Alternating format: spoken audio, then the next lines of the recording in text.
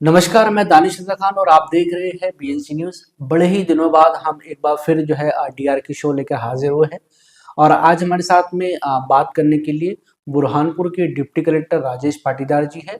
और आपको जैसे कि मालूम होगा कि निर्वाचन आयोग ने स्पेशल इंटेंसिव रिवीजन एसआईआर को लागू कर दिया है, जिसका जो ज़िले का मुख्य अधिकारी प्रभारी जो बनाया गया है वो राजेश पाटीदार जी को बनाया गया है। राजेश पाटीदार जी से हम एसआईआर को लेके जो जनता के मन में तमाम मुद्दे और आपको बताते तमाम सवाल उठ रहे हैं और आज सारी तमाम को हम एक ऑफिशियल रूप से, एक प्रशासनिक रूप से कितनी सत्यता है ये समझेंगे। पहला सवाल राजेश पाटीदार जी से करेंगे। पहले बहुत बहुत स्वागत है सर आपका। आपका भी बहुत स्वागत है, धन्यवाद। सर, पहला सवाल मेरा आपसे ये है राजेश जी कि एसआईआर है क्या और इसको लागू करने के पीछे क्या उद्देश्य है? एसआईआर का फुल फॉर्म है विशेष गहन पुनरीक्षण। भारत निर्वाचन आयोग के द्वारा समय समय पर मतदाता सूचियों के विशेष गहन पुनरीक्षण की कार्रवाई की जाती रही है और हर वर्ष मतदाता सूची का विशेष संक्षिप्त पुनरीक्षण होता है। लंबे समय के बाद में विशेष गहन पुनरीक्षण होता है और उसका उद्देश्य यही है कि जो मतदाता सूची वर्तमान में जो प्रचलित है उसमें समय के साथ में कई सारी अशुद्धियां जो है वो रह जाती हैं। जैसे कि बहुत सारे मृतकों के नाम मतदाता सूचियों में बने रहते हैं। कई लोग जो शिफ्ट हो गए हैं, माइग्रेट हो गए हैं, संबंधित मतदान केंद्र पर निवास नहीं कर रहे हैं लंबे समय से, उनके भी नाम मतदाता सूचियों में बने रहते हैं। और इस तरह से अन्य कई तरह की जो त्रुटियां मतदाता सूचियों में समय के साथ होती जाती है, बढ़ती जाती हैं, उन्हीं को दुरुस्त करने के लिए विशेष गहन पुनरीक्षण मतदाता सूची का जो है कराया जा रहा है, ताकि सभी मतदान केंद्रों की मतदाता सूचियां परिशुद्ध हो सके। सर, बुरहानपुर की अगर बात करें तो क्योंकि मतदाताओं के घर घर जाके वेरिफिकेशन चल रहा है, बीएलओ की क्या भूमिका है इसमें? एसआईआर की प्रक्रिया में बीएलओ सबसे महत्वपूर्ण कड़ी है। बीएलओ को विभिन्न जो मतदान केंद्र, हर बीएलओ को पृथक पृथक मतदान केंद्र आवंटित है हर विधानसभा क्षेत्र में। प्रत्येक मतदाता तक एन्यूमरेशन फॉर्म जो गणना पत्रक है भारत निर्वाचन आयोग के द्वारा जो ड्राफ्ट किया गया है, उसकी प्रतियां जो है 2 प्रति हर मतदाता को उपलब्ध कराना है और उसके पश्चात उसकी पूर्णता करवाने के बाद में जितने भी फार्म उसे प्राप्त होते जा रहे हैं उसका डिजिटाइजेशन कराना है। इस तरह से इस पूरी प्रक्रिया में बहुत ही महत्वपूर्ण जो फील्ड की कड़ी है वो बूथ लेवल ऑफिसर है, बीएलओ है। 2003 की सूची का इसमें इस एसआईआर में क्या महत्व है?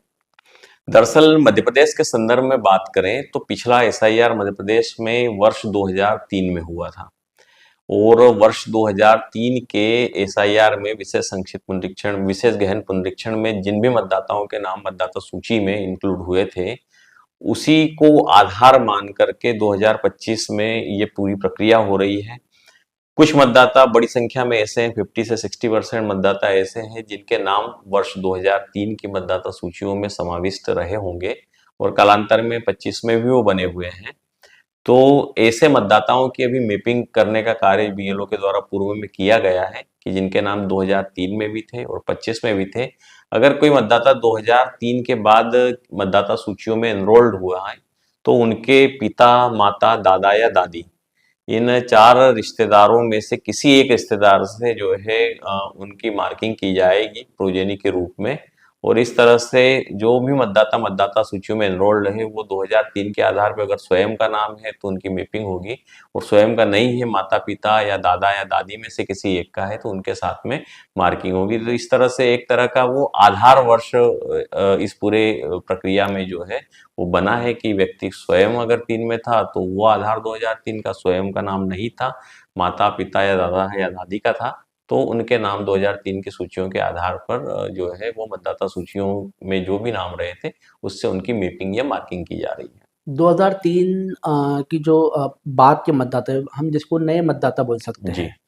नए मतदाताओं को ऐसे कौन-कौन से डॉक्यूमेंट देना होगा? क्योंकि बहुत सारे भ्रम भी फैल रहा है। तो कौन-कौन से उनको डॉक्यूमेंट देना होगा कि 2025 की जो आज की सूची में उनका नाम है, आने वाली सूची में भी उनका नाम रहे? तो कौन से डॉक्यूमेंट देना होगा? दरअसल अभी किसी भी मतदाता को जो ये चरण चल रहा है कंटिन्यू 4 नवंबर से स्टार्ट होके 4 दिसंबर तक, इस पूरी अवधि में किसी भी मतदाता को बीएलओ को कोई डॉक्यूमेंट जमा नहीं करना है। चाहे वो नया हो या पुराना हो? जिसका भी नाम मतदाता सूची में एनरोल्ड है उसको एन्यूमरेशन फॉर्म मिला हुआ है, उसको केवल और केवल उस एन्यूमरेशन फॉर्म को फिलअप करके संबंधित जो बीएलओ है उनको उपलब्ध कराना है।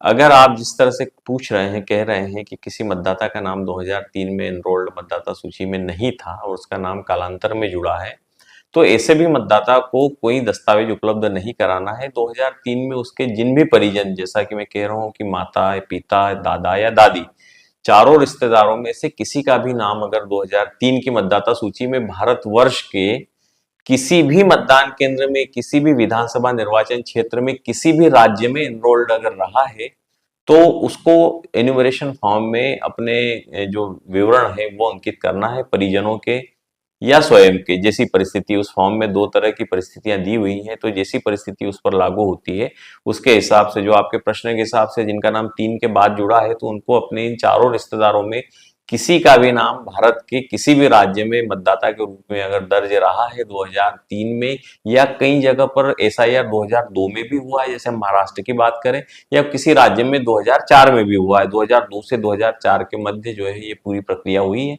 तो जैसा पिछला एसआईआर किसी राज्य में हुआ है, वहां पर अगर उनका नाम रहा है, वहां की विधानसभा निर्वाचन क्षेत्र का सरल क्रमांक, भाग संख्या, ये सारे विवरण उनको अपने फॉर्म में जो है पिता, माता, दादा या दादी के भरने पड़ेंगे। उस आधार पर जो है ये सारी चीजों का जो है बीएलओ के द्वारा सत्यापन कर दिया जाएगा। एक कन्फ्यूजन क्योंकि हमको भी फोन आ रहे हैं, बहुत जी। कन्फ्यूजन बना हुआ है। बुरहानपुर की अगर बात करें, लोगों में एक डर सा बना हुआ है कि कहीं हमारी नागरिकता ना चले जाए इससे, तो इसको लेकर आप क्या कहेंगे? ऐसी घबराने जैसी कोई बात नहीं है। जैसे मैंने कहा कि ये पूरी प्रक्रिया ऐसी है कि व्यक्ति को केवल और केवल 2003 से अपनी कनेक्टिविटी बताना है कि 3 में खुद का नाम था, तो वो बताना है कि कहाँ नाम था, और खुद का नहीं था, तो जैसा मैंने आपको 4 रिलेशन बताए, इनमें से किसी का भी नाम हो, तो ऐसे कोई घबराने जैसी चीज़ नहीं है। जो भी जानकारी है, सही जानकारी है, वो मतदाता भरे, और कोई डॉक्यूमेंट लेना नहीं है, कहीं कोई ऐसी परिस्थितियाँ नहीं हैं। जिन भी मतदाताओं के साथ में ये स्थिति है कि उन्हें पता ही नहीं चल पा रहा है कि उनका नाम 2003 में कहाँ था, या माता-पिता या दादा या दादी का नाम कहाँ था, तो भी उस फॉर्म में जो ऑप्शन है, जितना वो जानकारी उसमें आज की जानकारी भर सकते हैं, वो भर दें। और अगर कोई आप लिंक नहीं ढूँढ पा रहे हैं, कहीं कोई कनेक्शन नहीं हो पा रहा है, ना कोई हम मैपिंग या मार्किंग इस तरह की कर पा रहे हैं 2003 से स्वयं की या अपने माता-पिता, दादा-दादी की, तो वैसी जानकारी जो है वो रिक्त रह जाएगी। जो सामान्य जानकारी वो भर के मतदाता जो है जमा कर दे। उसके बाद में जब मतदाता सूची का ड्राफ्ट पब्लिकेशन होगा, तो ईआरओ जो रजिस्ट्रेशन अधिकारी एसडीएम होते हैं, वो संबंधित ऐसे मतदाताओं को सूचना पत्र जारी करके उनसे जो है कुछ डॉक्यूमेंट मांगेंगे, और वो भी सारे डॉक्यूमेंट ऐसे हैं जो बहुत सहजता के साथ में संबंधित मतदाता के द्वारा जो है वो उपलब्ध कराए जा सकते हैं, उनकी फोटोकॉपी जो है दी जा सकती है। तो इसी घबराने जैसी कोई बात नहीं है। कई अधिकारियों को हम जान रहे हैं, देख रहे हैं, कई लोग ऐसे हैं जिनको 2003 में खुद का नाम जो है नहीं था, उनके मदर या फादर का नाम किसी महानगर में एनरोल्ड हुआ था, रहा था, तो वो भी दिक्कत उन लोगों को पता करने में आ रही है। उनको स्वयं उनके मतदान केंद्र नहीं पता है, आयोग ने जो साइट दी है उस पर भी वो सर्च कर रहे हैं, लेकिन वो रिकॉर्ड जो है फाउंड नहीं हो रहा है।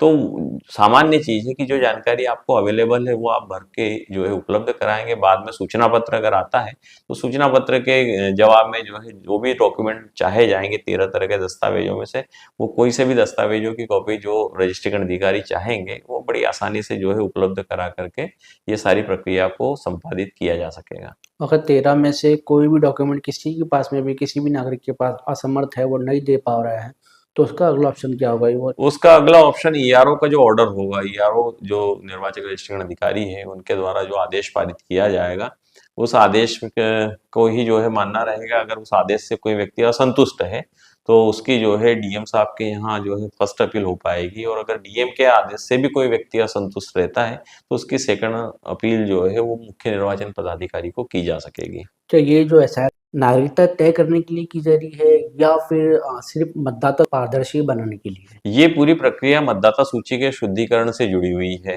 हर मतदाता जो है उसकी कुछ अर्हताएं होती हैं, तो कोई निर्हरित व्यक्ति जो है मतदाता सूची में एनरोल तो नहीं हो गया है। ये पूरी प्रक्रिया मतदाता सूची के शुद्धिकरण को लेकर के है। इसके बारे में अनावश्यक जो है भय फैलने जैसी कोई ऐसी परिस्थितियां निर्मित नहीं होनी चाहिए। आपके माध्यम से हम ये मैसेज कन्वे करना चाहते हैं कि कहीं से भी इस तरह की जो है चीज़ें जो पैनिक हो रही है लोगों में, एक तरह का जो भय है कि अगर नाम नहीं रहे तो क्या होगा, ये सारी चीज़ें घबराने जैसी नहीं है। पूरी प्रक्रियाएं जैसे-जैसे समय के साथ में पूरी प्रोसेस आगे बढ़ेगी, उसका पालन करके विशुद्ध बहुत अच्छी मतदाता सूची जो है वो तैयार करने का काम रजिस्ट्रेशन अधिकारी और उनकी पूरी टीम करेगी। फिलहाल जिन लोगों के जो नाम है अगर सूची से हट जाते हैं तो उनको किस तरीके का नोटिस मिलेगा और कहाँ से मिलेगा, कौन ये नोटिस देगा और उसके बाद में उनको क्या करना है? निर्वाचक रजिस्ट्रेशन अधिकारी के द्वारा जो है पूरी कार्रवाई जो है की जाएगी। संबंधित मतदाताओं को उनके द्वारा जो है सूचना पत्र जारी किए जाकर पर्याप्त सुनवाई का अवसर प्रदान करने के बाद में जैसा भी निर्णय उनको लगेगा, जो नियमों के अनुकूल होगा, वैसा आदेश जो है रजिस्ट्रेशन अधिकारी के द्वारा पारित किया जाएगा। और जैसे मैंने आपको बताया कि आगे की प्रक्रिया में अपील का भी प्रावधान है, तो ऐसी कहीं कोई परिस्थितियां जो है वो निर्मित नहीं होगी जिससे कोई बहुत ज्यादा लोगों को परेशान होने की नौबत आए। बुरहानपुर ज़िले की अगर बात करें तो प्रशासन की अगर हम बात करें तो कितने जो है बीएलओज़ कितने कर्मचारी एसआर की प्रक्रिया में लगे हुए हैं? बुरहानपुर में हमारे 6,12,704 मतदाता हैं, 654 मतदान केंद्र हैं, जिसपे 654 हमारे बीएलओ लगे हुए हैं। उन बीएलओ के ऊपर सुपरवाइजर्स की भी एक बड़ी टीम है, एईआरओ, ईआरओ, इस तरह से बीएलओ को भी हम सहायक के तौर पर कुछ एम्प्लॉय उपलब्ध कराए हैं। तो लगभग मोटा-मोटा अनुमान है कि इस पूरी प्रक्रिया में लगभग 2,25,000 से 2,500 एम्प्लॉय जो है कंटिन्यू इस पूरी प्रक्रिया में सतत रूप से काम कर रहे हैं। अभी जो चरण चल रहा है एसआईआर का, वो 4 नवंबर से 4 दिसंबर तक एन्यूमरेशन फॉर्म, गणना पत्रक का वितरण, उनको कंप्लीट भरवा करके जमा करना और उसका डिजिटाइजेशन, ये पूरी प्रक्रिया चल रही है। उसके बाद में 9 दिसंबर को मतदाता सूची का ड्राफ्ट पब्लिकेशन होगा। आपने देखा होगा कुछ दिनों पहले बहुत सारी राजनीतिक दलों ने आरोप भी लगाए थे कि मतदाता सूची के अंदर एक ही वोटर, डुप्लीकेट वोटर, फर्जी वोटर बहुत सारे थे। तो एसआईआर का मायना में ऐसा समझ सकते हैं कि डुप्लीकेट वोटर है, फर्जी वोटर है, ये भी शुद्ध हो जाएगी पूरी सूची? हाँ, बिल्कुल। एसआईआर का जैसे मैंने कहा कि जो सबसे बड़ा उद्देश्य ही यही है कि मतदाता सूची जो है वो बहुत अच्छे से शुद्ध हो, परिशुद्ध हो। इसमें जिन भी लोगों की पूर्व वर्षों में मृत्यु हो चुकी है या जो मतदाता सूची में एक से अधिक बार जिनकी प्रविष्टि है या फिर जो लोग परमानेंट रूप से शिफ्ट हो गए हैं, माइग्रेट हो गए हैं, यहाँ से मतदान केंद्र से चले गए हैं, एब्सेंटी है, इस तरह के सभी मतदाता जो हैं वो मतदाता सूची से विलोपित होंगे। बीएलओ के द्वारा जो एन्यूमरेशन फॉर्म बांटे गए हैं घर-घर जाकर के, उनमें जिन मतदाताओं के फॉर्म उनको रिसीव होंगे, चूँकि स्वाभाविक है कि अगर एक मतदाता का 2 जगह नाम है, तो जिस तरह की जानकारी है उसमें खुद व्यक्ति को ये बताना है कि उसके द्वारा जो है ये सारी चीज़ों को पढ़ने के बाद जानकारी दी गई है, तो कहीं कोई उसने गलत जानकारी नहीं दी है, अन्यथा सज़ा का प्रावधान है। तो एक ही एन्यूमरेशन फॉर्म एक मतदाता का जो है प्राप्त होगा, अगर उसका एक से अधिक जगह नाम एनरोल्ड है, तो वो फॉर्म जो है वो रिसीव नहीं होगा। इस आधार पर जो है उनके नाम मतदाता सूची से जो है वो हट जाएँगे, चाहे मृत्यु वाले मतदाता हो या फिर डुप्लीकेट मतदाता हो, शिफ्टेड मतदाता हो, एब्सेंटी मतदाता हो। तो बड़ी संख्या में ऐसे नाम जो सूचियों में अगर दर्ज चले आ रहे हैं लंबे समय से, तो इस पूरी एसआईआर की प्रक्रिया में वो सारे नाम जो है हटने की कार्रवाई कंप्लीट होगी। आम नागरिक जो है उनको इस एसआईआर में किस बातों का जो है ध्यान रखना चाहिए? एसआईआर में हर मतदाता को जो जानकारी एन्यूमरेशन फॉर्म में चाही गई है, उसको निर्धारित जानकारी को सत्यता के साथ में कंप्लीट करें, बिना किसी त्रुटि के। तो उसमें 2003 से खुद की जानकारी अगर चाहिए मैपिंग से संबंधित, तो वो जानकारी 2003 की मतदाता सूची के अकॉर्डिंग भरे। खुद का नाम नहीं है 2003 में, तो बाद में अगर जुड़ा है तो जैसे पिता-माता, दादा-दादी, इनका जो ब्यौरा है, जिनके भी साथ वो अपने आप को लिंक कर रहे हैं, उनकी 2003 की व्यवस्थित त्रुटि रहित जानकारी दें। जो जानकारी मतदाता के संबंध में माँगी गई है, जन्म तिथि है, आधार है, इसके अलावा माता-पिता का नाम, उनके एपिक नंबर और स्पाउस का नाम और उनका एपिक नंबर, ये जो सामान्य जानकारी चाही गई है उस फॉर्म में, तो वो जो है सही जानकारी भरें, सारे विवरण, सारे बिंदु, सारे कॉलम जो है सही तरीके से भरें, त्रुटि रहित भरें। यही सभी मतदाताओं से अपेक्षा है और जो जानकारी उन्हें पता नहीं है, तो उसके विषय में जो है कोई गलती करने की आवश्यकता नहीं है।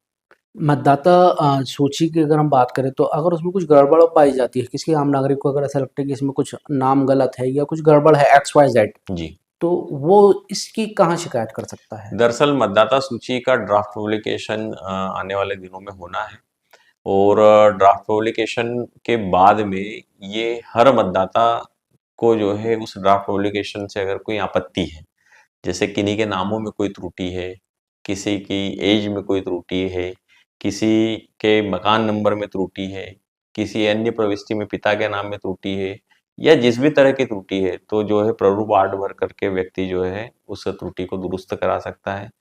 इसी तरह से जो नए मतदाताओं के नाम अभी जोड़े जाना है, उनके भी फॉर्म जो है प्रारूप 6 के रूप में जो है उनको भरना रहेगा और उसमें भी एक डिक्लेरेशन फॉर्म जो है रहेगा। डिक्लेरेशन फॉर्म में बहुत कुछ हिस्सा जो है एन्यूमरेशन फॉर्म का ही लिया गया है कि उसमें व्यक्ति को ये डिक्लेयर करना रहेगा कि उसके परिजन पिता, माता, दादा-दादी ये वर्ष 2003 की मतदाता सूची में जो है वो कहाँ एनरोल्ड थे। तो ये सारी जानकारियों को भर के जब वो निविदा अवधि में जमा करेंगे तो उसके बाद में मतदाता सूची में उनका नाम जुड़ सकेगा, नाम संशोधित हो सकेगा और जिन लोगों की इस कार्यवाही के बाद भी अगर मृत्यु होती है तो उनके भी नाम मतदाता सूची से विलोपित हो सकेंगे। बुरहानपुर की बात करें, बुरहानपुर ग्रामीण क्षेत्र की अगर हम बात करें तो नेटवर्क की काफ़ी इशू होता है। बीएलओ भी आपने जैसे बताया कि वो बीएलओ ऐप से स्कैन करेगा, उसके बाद में वो आगे बढ़ पाएगा। तो इन नेटवर्क की समस्या से भी जो आपकी कई सारे बीएलओ ग्रामीण क्षेत्रों में जूझ रहे हुए खकना, नेपानगर बेल्टो, इसकी जो समस्या है इनसे निपटने के लिए क्या आपका कदम है? इनसे इस तरह की समस्याएं स्वाभाविक है कि आती है। शेड्यूल एरिया हर जिले में कुछ न कुछ हिस्सों में है, वो यहाँ भी है और इसके लिए हमने सभी बीएलओ को ये कहा है कि आप अपना फॉर्म जो कलेक्शन है, आप अपने काम को 2 हिस्सों में बाँटें। एक तो चूँकि फॉर्म तो वितरित कर चुके हैं, मतदाताओं के पास फॉर्म पहुँच चुके हैं और उनसे कलेक्शन का काम बीएलओ किए जा रहे हैं और उसके बाद में उन फॉर्म का डिजिटाइज़ेशन कर रहे हैं। तो हमने उनसे यही कहा है कि आप अपने दिन की अवधि नियत कर लीजिए कि इस अवधि में जो है आप कलेक्शन का काम करेंगे। उसके बाद में जहाँ शैडो एरिया है, नेटवर्क का इश्यू है, तो जिस जगह नेटवर्क मिल रहा है, जैसे पंचायतों में कोई एरिया ऐसा है जहाँ पर नेटवर्क अवेलेबल हो रहा है या पड़ोस का कोई पंचायत है, वहाँ नेटवर्क अवेलेबल हो रहा है, तो वहाँ पर जाकर के फॉर्म का जो है वो डिजिटाइज़ेशन कर सकते हैं। तो इस तरह से जो है इस प्रक्रिया के तहत ये सारा कार्य चल रहा है। शैडो एरिया के फॉर्म जो है जहाँ नेटवर्क मिल रहा है, बेहतर नेटवर्क मिल रहा है, वहाँ पर रजिस्ट्रेशन अधिकारी, उनके ईआरओ, उनके नोडल अधिकारी और उनके सुपरवाइजर्स के माध्यम से ये सारा कार्य कराया जा रहा है। ज़िले में कहाँ-कहाँ ऐसे जो है प्रशासन ने अपने कैंप बनाया है जहाँ पे ये काम चल रहा है? अभी जो है नेपानगर के संदर्भ में बात करें तो ये कार्य नेपानगर एसडीएम ऑफिस में चल रहा है इस तरह का कार्य। इसके अलावा बुरहानपुर में जो नगर निगम है वहाँ पर 2 सेंटर्स उन्होंने बनाए हैं, नगर निगम कमिश्नर और उनकी टीम ने। इसके अलावा कलेक्ट्रेट में अभी ई-दक्ष केंद्र पे भी ये कार्य चल रहा है, जहाँ पर इस तरह के जो शैडो एरिया है, उनके भी फॉर्म जो है संबंधित अधिकारियों के द्वारा कलेक्ट करके एंट्री के लिए लाए जा रहे हैं और उनकी एंट्री जो है वो कराई जा रही है। बुरहानपुर के नागरिकों से आपसे कोई अपील? बुरहानपुर के नागरिकों से मेरा यही कहना है कि किसी भी तरह की अफवाहों से बचें। जो जानकारी आपसे बीएलओ के द्वारा इस इन्यूमरेशन फॉर्म के माध्यम से चाही गई है, वो त्रुटि रहित जानकारी भर के दें और किसी को किसी भी तरह से घबराने की आवश्यकता नहीं है। समय जो है इस पूरी प्रक्रिया में बहुत तेज़ी से बढ़ता जा रहा है, तो मेरा आम नागरिकों से, सभी मतदाताओं से यही निवेदन है कि जो फॉर्म आपके पास में पहुँचे हैं, उनको जितनी जल्दी कंप्लीट करके बीएलओ को उपलब्ध करा सकेंगे, उतना समय से जो है उन समस्त फॉर्मों का डिजिटाइज़ेशन हो जाएगा। जैसे कि मैंने आपसे कहा कि एक बहुत बड़ा डेटा है, 6,12,704 मतदाताओं के एन्यूमरेशन फॉर्म भरने के पश्चात जो है बीएलओ को डिजिटाइज़ कराना है, तो वो पूरी प्रक्रिया नियत समय में हम कंप्लीट कर सकें। इसलिए मतदाता जिनको ये सारी जानकारियाँ अवेलेबल हो चुकी हैं और एक बहुत बड़ी संख्या में लगभग इस ज़िले में 62% मतदाताओं की मैपिंग या मार्किंग इस कार्य के स्टार्ट होने के पहले ही बीएलओ के द्वारा कराई जा चुकी है, की जा चुकी है। तो लगभग 62% मतदाताओं का डेटा तो बीएलओ के पास में ऑलरेडी मैप्ड है या मार्क्ड है। तो उन मतदाताओं का तो फॉर्म इतनी स्पीड से, क्योंकि बाकी जो जानकारी चाही गई है, वो एक तरह की सामान्य जानकारी है, जनरल जानकारी है, जो हर मतदाता बहुत आसानी से जो है उपलब्ध करा सकता है। परेशानी मतदाता को जो थोड़ी बहुत हो रही है, वो वर्ष 2003 में अपने को स्वयं को खोजने में या अपने माता-पिता, दादा या दादी को खोजने में हो सकती है। उसमें भी मैं जो कह रहा हूँ कि 62% मतदाताओं की तो जानकारी बीएलओ ने ऑलरेडी तैयार करके रखी हुई है, जो उनको मौके पर उस समय जो है अवेलेबल हुआ था डेटा, उसके हिसाब से एक्सरसाइज कर रखी है। तो जो शेष मतदाता है, उन्हीं के लिए थोड़ा समय जो है वो लग सकता है। और अभी भी फॉर्म बँटने के बाद भी एक अच्छा खासा समय हो चुका है। कई मतदाताओं तक भी वो जानकारियाँ जो बीएलओ को उस समय नहीं मिल पाई थी, मतदाताओं ने स्वयं जिस तरह की 2003 की सूचियों से उन्होंने सर्च किया है, तो जानकारियाँ जो है भरी हैं। बस हमारा यही निवेदन है कि समय से आप अपने बीएलओ को जो है ये फॉर्म भर कर के दे दें, ताकि हम जो है वो 4 दिसंबर के पहले ही ये सारा डिजिटाइज़ेशन का कार्य कंप्लीट कर सकें। कोई भी मतदाता ये इंतज़ार ना करे कि ये कार्य जो है 4 दिसंबर तक चलना है, तो हम 4 दिसंबर को ये फॉर्म देंगे। इस तरह की जो है वो चीज़ों में बहकावे में ना आए। समय के साथ में जो आपने फॉर्म भर लिया है, स्पीडली आप अपने बीएलओ को उपलब्ध कराएँ, ताकि समय से उनका डिजिटाइज़ेशन हो सके। ऐसे समय में सर अफ़वाहों का दौर बड़ी तेज़ हो जाता है, अफ़वाहों का बाज़ार गर्म हो जाता है, तो उन नागरिकों से आपकी क्या अपील है कि अफ़वाह में ना आएँ? नागरिकों से मेरा यही कहना है कि किसी भी तरफ से अफ़वाह में ना आएँ। आपको अगर किसी मैटर पर डाउट हो रहा है या लग रहा है कि कोई ऐसी खबरें आ रही हैं जिनकी पुष्टि नहीं है, अपुष्ट जो चीज़ें प्राप्त हो रही हैं, तो संबंधित निर्वाचक रजिस्ट्रेशन अधिकारी, सहायक रजिस्ट्रेशन अधिकारी, उनकी टीम जो है सब डिवीज़न लेवल पर है। जिला स्तर पर पूरा जिला प्रशासन है, तो अगर ऐसे कोई मामले मीडिया के माध्यम से या स्वयं मतदाताओं के माध्यम से हमारे संज्ञान में आते हैं, तो उसका समय-समय पर हम खंडन करेंगे।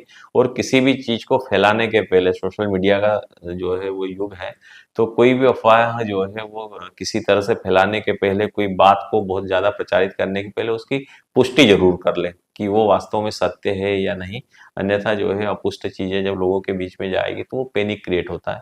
तो हमारी भी कोशिश ये है, हम भी कंटिन्यू जो है संपर्क कर रहे हैं। पूरी टीम जिला प्रशासन की लगी हुई है कि मतदाताओं के बीच में किसी भी तरह की भ्रांतिपूर्ण खबरें प्रचारित-प्रसारित ना हो। तो ये राजेश पाटीदार जी से हमने बात की है एसआईआर को लेकर और किस तरीके से जो आप लोगों ने सवाल हम लोगों को दिए थे, तो उनका हमने सीधा ही जो है जो ऑफ़िशियल रूप से इस पे क्या कुछ प्रक्रिया थी हमने जान लिया है।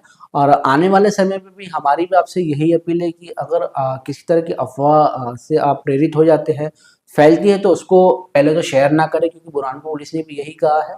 और अगर आपको कोई भी डाउट है तो आप ज़िला प्रशासन से अधिकारियों से एक बार ज़रूर संपर्क करें। एसआरए को लेके हमने हमारा ये इंटरव्यू कभी अगर आपको पसंद आए तो आप इसे आगे भी ज़रूर शेयर करें। कैमरा पर्सन मोहम्मद अनस के साथ मैं दानिश रज़ा खान, बीएनसी न्यूज़ बुरहानपुर।